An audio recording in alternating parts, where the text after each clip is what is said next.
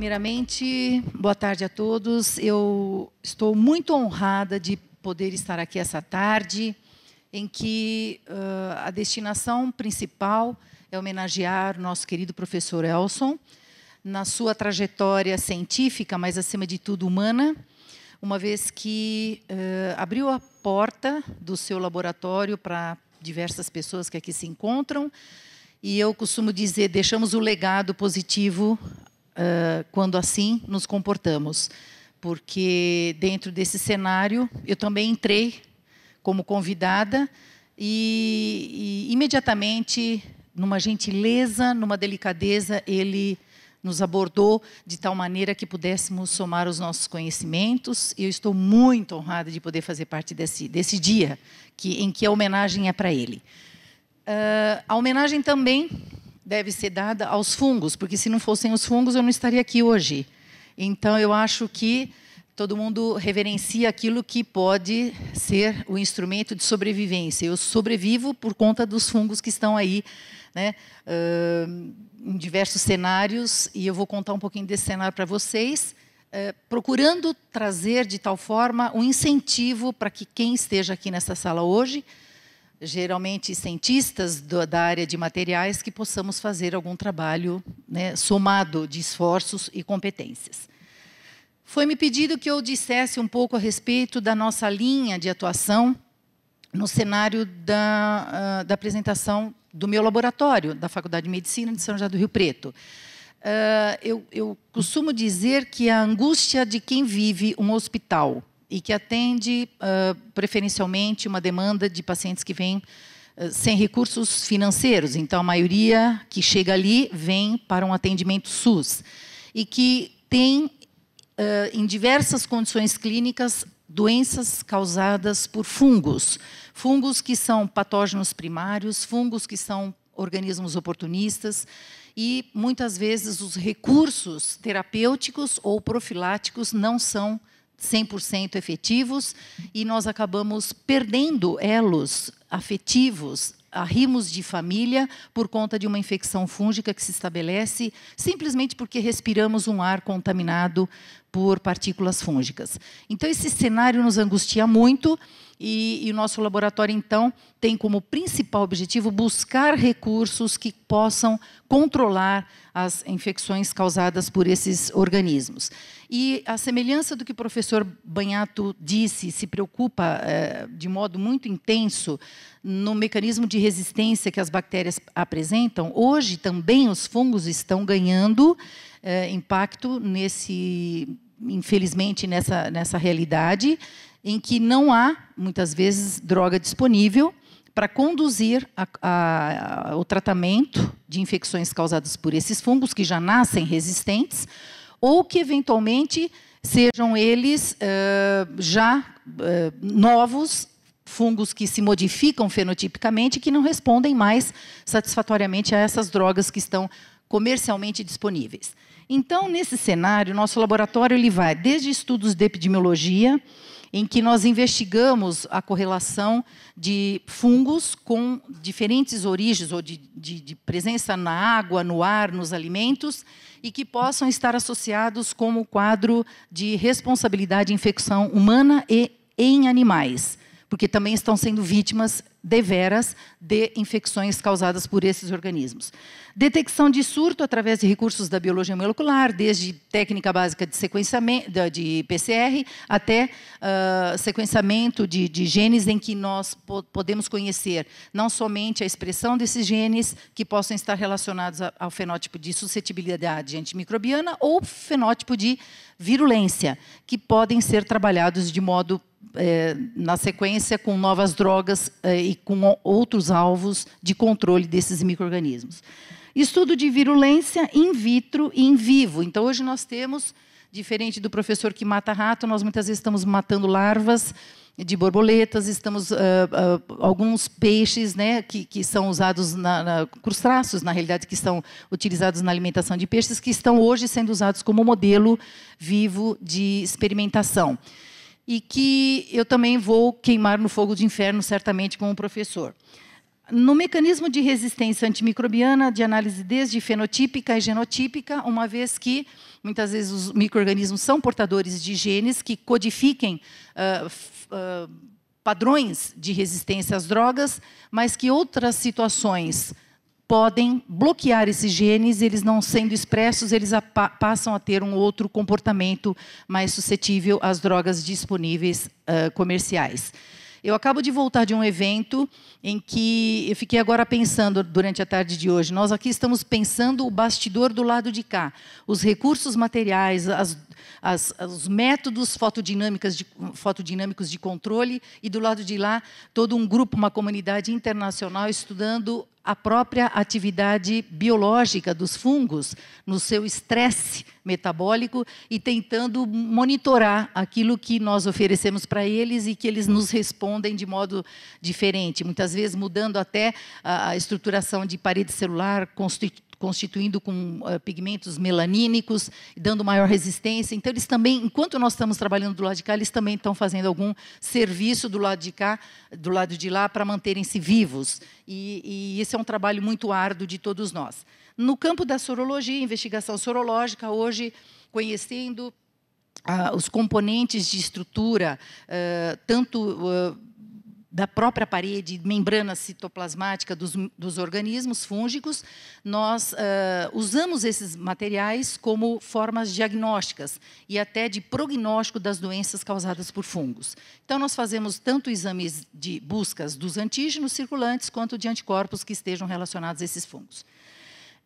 Vocês podem estranhar, mas todas essas fontes aqui presentes, alimento, água, árvores ou plantas, né, vegetais, animais que convivam na condição de pets, são fundamentais hoje como fonte de fungos patogênicos e que estão chegando dentro de um ambiente doméstico, dentro dos nossos lares, e que muitas vezes nós nem estamos imaginando que isso possa ocorrer.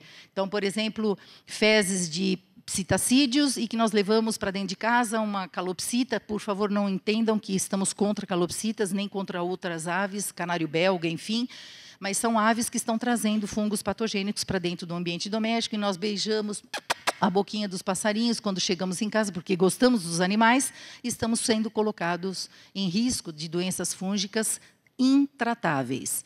Então, esse cenário nós temos procurado investigar, análise de fungos de origem humana, de origem animal, e correlação com as fontes ambientais que possam estar envolvidas, associação dos fungos de animais com isolados clínicos. Então, nós tivemos perda de pacientes, de funcionários que trabalham na área de construção civil, em que, lidando com papagaio, ficaram acometidos por uma meningite, por um fungo severo, de doença severa no sistema nervoso central, e ele morreu dentro de 30 dias. E ele era um paciente ígido, não tinha nenhuma doença de base. Então, isso nos preocupa muito, e por isso que investigamos continuamente essas fontes de aquisição e trazemos propostas de medidas de controle para a erradicação dessas prováveis fontes de contaminação. A nossa água, então, ela é uma água que vem, muitas vezes, de recursos que são tratados com cloro, mas fungos filamentosos sobrevivem ao cloro conforme a cloração, e muitas desse cenário não são supervisionados rigorosamente. Nós temos normas, mas nem sempre as normas estão sendo cumpridas por todos nós, e nós estamos aí sujeitos às infecções. A prova disso é paciente que entra numa internação com pós-transplante e eles ficam com uma doença sistêmica por fungo, uma vez que tomam banho no chuveiro dentro do ambiente hospitalar, em que expõem esses fungos a partir da fonte hídrica. Então, nós sabemos que esse cenário é bastante severo e nós investigamos isso também no nosso laboratório. E a partir de fungos que também têm como origem as plantas. Então, nós temos vários caules de árvores que estão, e folhas que estão sendo contaminadas, e no momento que nós levamos essas plantas para o ambiente doméstico, nós estamos com risco de adquirirmos infecções por fungos que já vêm do campo com resistência aos antifúngicos convencionais. Então, esse é um cenário bastante sério. Quando o professor apresentou a unha, eu fiquei apaixonada e já queria fazer uma parceria com ele. Por quê? Nós temos que no cenário da infecção da unha em si, é mais um incômodo estético, né? Incomoda ver aquela unha toda deformada, mas hoje, para quem trabalha na área de transplante, hoje já existe um protocolo que inclui terapêutica profilática para pacientes que têm infecções nas unhas. Então, nós temos que monitorar rigorosamente quando o paciente tem uma micose superficial e que já tem acometimento acima de 50% desta unha. Então, nós também temos que avaliar esses recursos no sentido de diagnóstico precoce, tratando esse paciente com drogas antifúngicas, que muitas vezes são realmente bem deletérias para o fígado, e trazemos outras consequências prejudiciais, porque muitas vezes o paciente é transplantado hepático, então ele já tem uma disfunção hepática importante.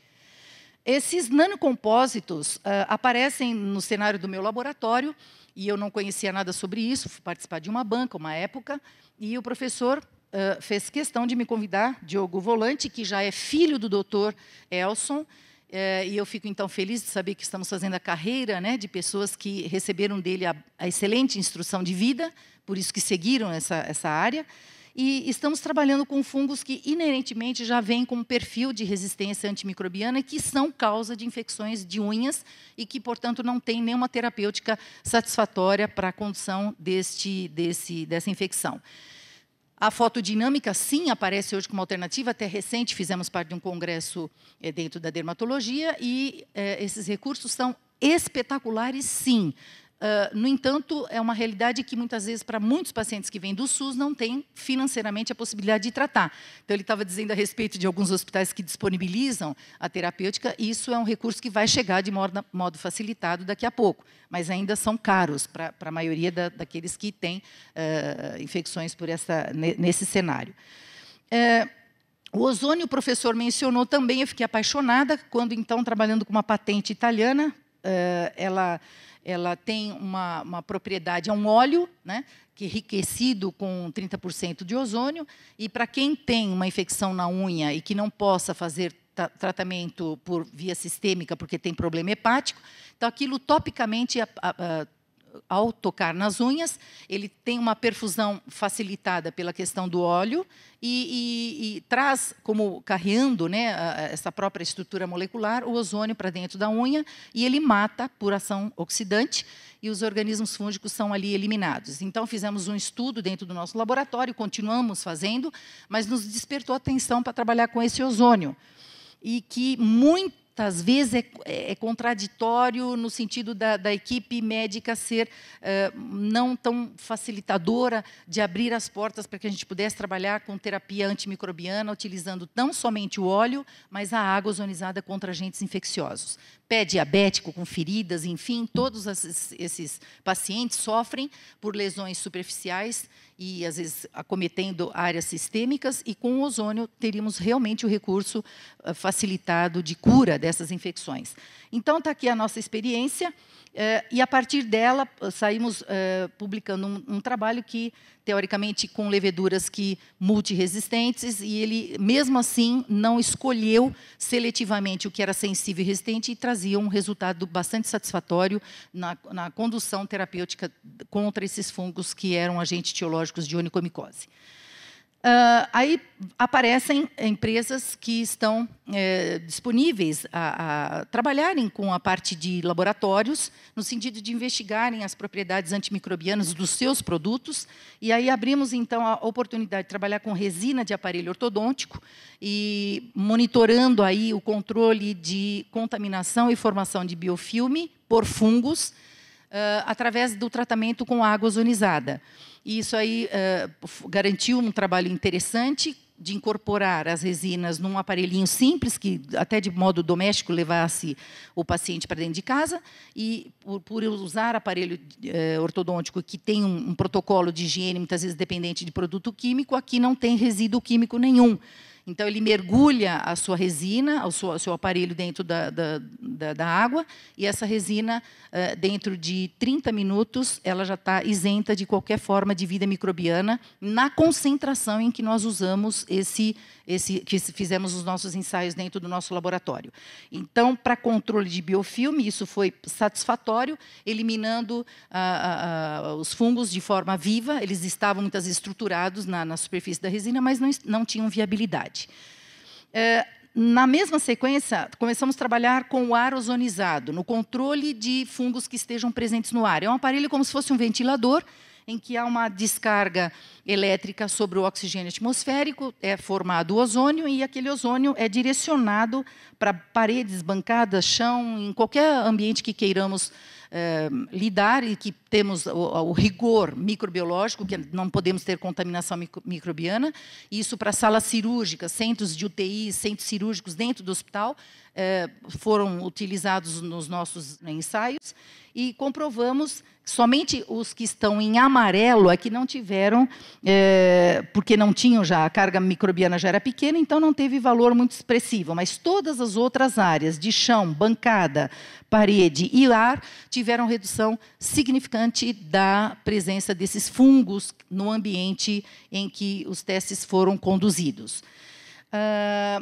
Seguimos para o ensaio com o mesmo equipamento para entender a que posicionamento seria mais direcionada a atividade do ozônio no sentido de morte microbiana, para que todo mundo pudesse ter, na hora de um pós-cirúrgico, uma cirurgia fétida, contaminada, você direcionaria o aparelho numa distância, altura satisfatória, e isso comprovou que realmente, dentro do nosso experimento, que as distâncias centrais, né?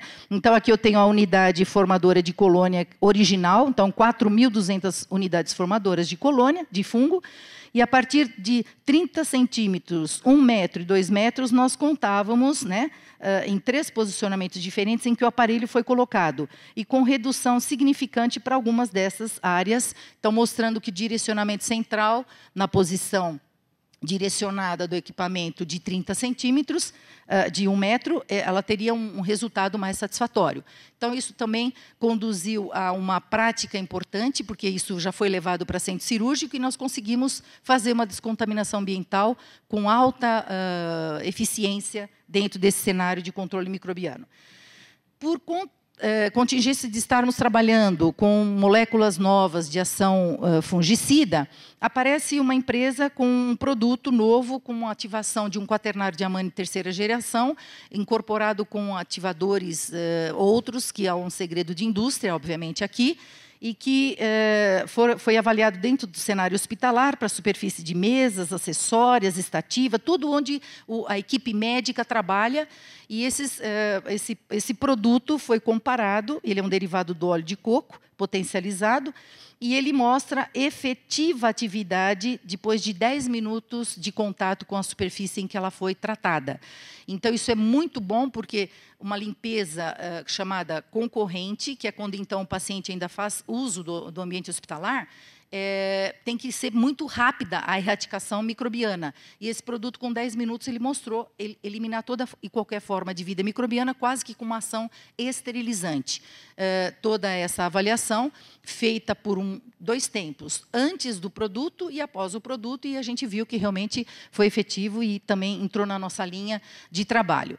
Por que ele é tão efetivo? Trabalhamos com materiais. Começamos a conjugar este material, o próprio quaternário de amônio, associado a material de construção civil. Então, o professor estava falando de inovações dos materiais para a área de maior estabilidade, de concreto. Nós incorporamos esse produto a diferentes formas de tijolos para controlar o que nós chamamos de síndrome do edifício contaminado por fungo, que, na realidade, síndrome do edifício doente, você pensa que é um prédio doente. Ele está, porque nos tijolos existe uma alta prevalência de fungos de diferentes espécies produtores de micotoxinas. Essas micotoxinas são compostos voláteis e nós respiramos no ambiente e ficamos acometidos de irritabilidade, fotofobia, dor de cabeça e todo um sinal clínico típico de intoxicação. Isso é um cenário gravíssimo, porque muitas vezes os prédios velhos, construções antigas, não imaginam que, através de uma parede bonitinha, pintada, sem nenhuma mancha, eu poderia estar respirando metabólitos fúngicos que estão dentro dos tijolos. Então, combinamos esse produto aos tijolos e fizemos o ensaio antes e após o tempo de análise. Até 1 ano ele continuou controlando os fungos, e então isso é muito interessante da incorporação de novas moléculas, e que se permanece ativa no controle microbiano de fungos que causam, que são os organismos mais comuns encontrados nas construções civis. O Instituto COF é um centro de biomaterial, provavelmente vocês todos aqui dessa universidade já estejam familiarizados com isso, e nós tivemos a oportunidade de trabalhar com o grupo COF, com seguidores. COF foi o primeiro máquina de hemodiálise construída por este holandês, primeiro olho artificial, primeira prótese artificial de articular, enfim, é um centro de excelência na construção de biomateriais. E começamos a fazer parceria de estudos com ele, e aqui a Faculdade de Medicina, então, tem as portas abertas, inclusive para apresentar os alunos que aqui desta universidade queiram fazer os seus estudos na área de física, biofísica, microbiológica, médica e odontológica. Eles até nos solicitam, a parceria se destinaria para essa finalidade, e nós trazermos uma amplificação do conhecimento com eles que têm recursos e que muitas vezes facultam para todos nós um conhecimento de um segmento tecnológico que não temos hoje e que oferecem de modo praticamente gratuito. Já mandamos 2 alunos de doutorado e um pós-doc para o centro do Instituto COF e geraram teses maravilhosas, trabalhos que estão publicados. E esse cenário visa trabalharmos com materiais que estão incorporados a silicone ou próteses, material que são utilizados como resinas para próteses vocais, próteses articulares e que possam ser derivados de produtos naturais ou sintéticos que estamos trabalhando no nosso laboratório, junto com a equipe de química. O Dr. Derli, trabalhando com recursos de origem vegetal, isola, né, junto com a equipe de Araraquara, um princípio químico de uma planta chamada guaçatonga, e qual não a surpresa de, incorporados aos materiais de resina de aparelho ortodôntico, junto com o Instituto COF, nós pudemos provar que esse recurso, né, do extrato da planta absorvido à superfície impede a formação de biofilme e controla a gene de resistência a antimicrobianos. Então, isso gerou um trabalho bastante interessante no cenário do controle das infecções orais. Aqui, a principal tarefa dessa pesquisa foi no controle de biofilme. Então, nós trabalhamos com biofilmes simples e biofilmes mistos, e essa planta, no princípio extraído dela, o fitoquímico específico, foi capaz de fazer esse controle associado ao biomaterial. Em seguida, o doutor Matheus, ele também assunto de grande importância no cenário clínico, que são no controle de vulvovaginite genital por cândida. Hoje, como o professor falou, não tem uma mulher aqui que não tenha um episódio de candidíase na sua vida, na sua existência, vai sempre relatar a ocorrência de pelo menos um episódio. E mais de 30% das mulheres contam e reforçam a questão da recidiva. Então, o cenário de controle de vulvovaginite de repetição também foi foco para as nossas pesquisas. E, nesse cenário, nós trabalhamos com 2 alunos, em que eles foram para o grupo COF também, trabalhando com fitoquímicos do capim-dourado e também do Simbompongo nardus, que é a citronela. Então, nós extraímos dessas plantas extratos alcoólicos e depois o fitoquímico específico que teve ação antifúngica incorporado a material para que pudéssemos fazer um tratamento tópico no controle da vulvovaginite. Então, desde óvulos que foram monitorados e construídos por nanotecnologia e que combateram infecções tanto experimental, né, dentro do laboratório e com animais, com porcas, no sentido de evitar a recidiva de infecção nesses animais e também tratar a infecção pós-cândida com diferentes espécies multiresistentes. Então, isso também, hoje, ganha um cenário de aplicação em material nos tampões intravaginais incorporados a tecidos para que faça um monitoramento de não proliferação de fungos na superfície da mucosa vaginal. Esses são os 2 trabalhos, então, extrato etanólico e óleo essencial do Simbompogo, que é da Luciane, e é um trabalho bastante interessante. Então, vocês conseguem perceber para diferentes espécies fúngicas sempre uma taxa muito nula, né, de desenvolvimento do fungo na superfície destes materiais que acabam sendo incorporados como tampões intravaginais. Como característica de biofísico, Dr. Henk Bucher, que é da universidade, que hoje é o seguidor do COF Instituto, ele trabalha com cinética de adesão em câmara de fluxo hidrostático. Então, todos os nossos materiais, por que estamos buscando novas moléculas sintéticas ou naturais? E levando para o centro de pesquisa com o Dr. Henk, porque ele está incorporando aos biomateriais esses nossos recursos, naturais ou sintéticos, para controle de formação de biofilme.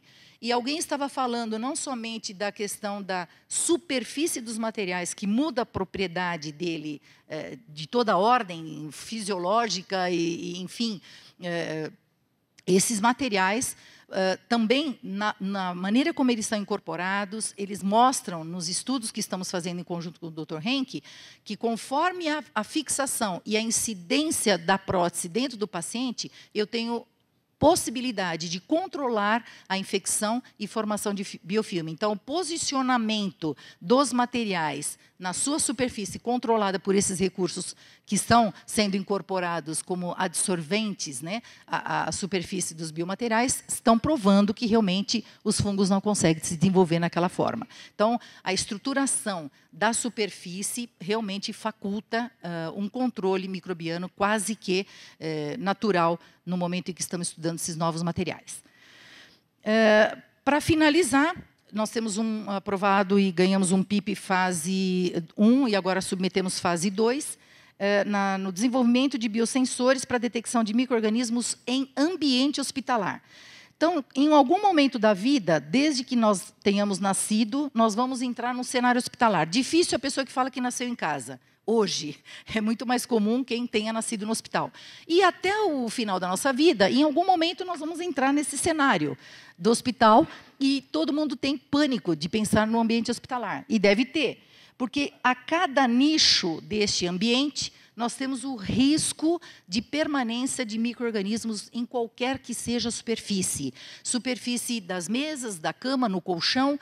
Eu fiz um doutorado em que eu provei que, depois de 2 anos, uma Stenotrophomonas maltophilia clonal causou infecção num paciente, no mesmo leito, na mesma unidade de internação, e 2 anos depois, um outro paciente, ocupando a mesma área, foi acometido pelo tipo clonal que nós encontramos 2 anos antes. Então, isso sempre me incomodou muito. Eu fico assim quando entro no ambiente hospitalar, não toco em nada, as pessoas falam, a senhora tem nojo do paciente? Não é isso. É porque nós sabemos qual é o cenário que realmente convive nesse ambiente. E, por conviver nesse ambiente, normalmente os germes são multiresistentes. Então, nós temos muita preocupação em rápida detecção desse ambiente no que dissesse respeito ao critério microbiológico. Então, o que hoje nós temos? Como é que eu vou fazer uma identificação de que naquele ambiente hospitalar eu tenho uma contaminação de uma bactéria que é muito perigosa para o próximo paciente, de repente, poder ser acometido por infecção por ela? Então, eu tenho que fazer, hoje é o recurso que nós temos, uma coleta de um material, levo para o laboratório no primeiro dia, levo para um laboratório microbiológico, ele vai fazer a cultura, faz a identificação no 3º dia, enquanto isso são 3 dias que alguém pode ter ocupado aquele leito. Então, sai o paciente A e entra o paciente B. Então, eu teria que ter um processo ágil de identificação de micro-organismo que esteja presente ali, para que o cenário subsequente não possa trazer risco de infecção para aquele paciente. Então, nós criamos a ideia de um sensor, de um biosensor, que, ao tocar na superfície, ele identifica em tempo real quem é que está ali. Então, vocês me perguntariam, mas como é que a senhora vai saber quem é que está naquele ambiente hospitalar? Porque existe já um estudo de prevalência de micro-organismos naquele cenário hospitalar. E se você pegar os controles de infecção hospitalar, ou as IRAs, infecções relacionadas à área de saúde, vocês vão ver que sempre tem um organismo que é prevalente. É Klebsiella pneumoniae, é Candida albicans, tem alguns organismos que são muito comuns. Então, esses seriam os principais investigados no primeiro momento do nosso sensor. Desta forma, as tiras descartáveis, construídas à base de grafeno e com identificação por aptâmero específico de grupos de micro-organismos específicos, ao tocar, ela faz um sinalizador por radiofrequência e nós sabemos quem é que está ali. E se está ali, em que quantidade ele está. Então, esse é o cenário do que estamos trabalhando. E com um leitor de radiofrequência, nós teríamos a identificação que aquele ambiente está totalmente contaminado. E aí entra, em seguida, a equipe de um monitoramento rigoroso de controle químico e até físico de esterilização daquelas salas ricamente contaminadas. Então, esse é o cenário que temos como linha de pesquisa no nosso laboratório e estamos literalmente à disposição de poder fazer trabalhos em conjuntos e com todos aqui que se encontram, porque são profissionais que têm seletiva competência de poder ajudar aqueles que estão vivendo um cenário de falta de controle dessas infecções que tanto nos angustiam. Eu agradeço mais uma vez a oportunidade de poder estar falando isso para vocês e não se esqueçam que os fungos estão em toda parte de fato e a gente pode fazer alguma coisa juntos. Muito obrigada.